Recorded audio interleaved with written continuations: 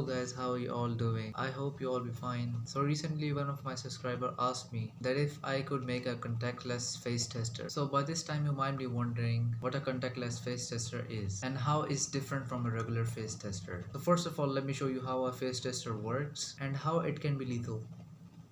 So a phase tester consists of the screwdriver portion, the load portion and the ground contact. So whenever the screwdriver portion makes a contact with the phase, sorry for that. So whenever the screwdriver portion makes a contact with the phase wire while the ground contact is held by me, very minute current passes through the phase wire to the bulb and eventually to the ground through my body. Since my body offers a much lower resistance than the tester, the maximum voltage drop occurs across the bulb, due to which I am saved from shocks. So here I made another diagram showing the path of the flow of the current. So if the bulb is short circuited for any reason, the overall voltage drop occurs across my body, which would instantly kill me. Let me show you how. So now I have short circuited my tester for you guys to show you the hazards. So now I'm gonna plug it in the phase wire. La ilaha illallah Muhammad Rasulullah.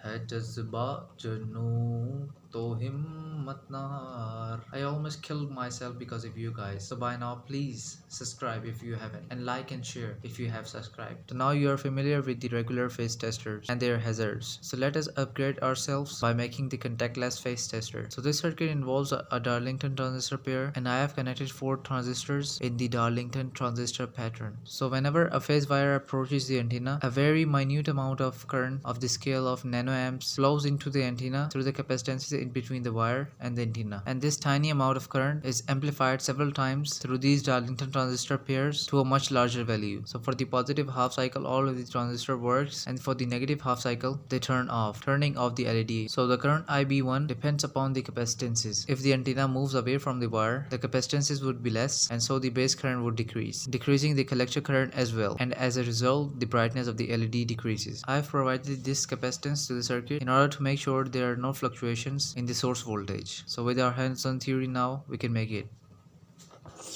So to make this project we would need an LED, a 1.5 ohm resistor, some wires, a breadboard and some transistors.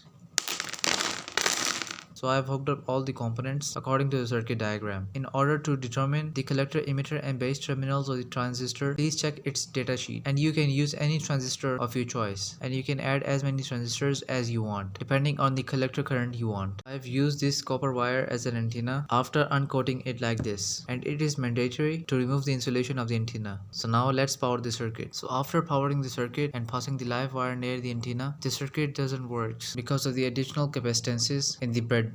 Let me make the same circuit on a Vero board or Perf board and give it a try. So now I've made the same circuit on a Vero board and I'm going to power it. So now here you see the circuit works fine and its phase detection range is amazing. See, it works fine for more than a meter.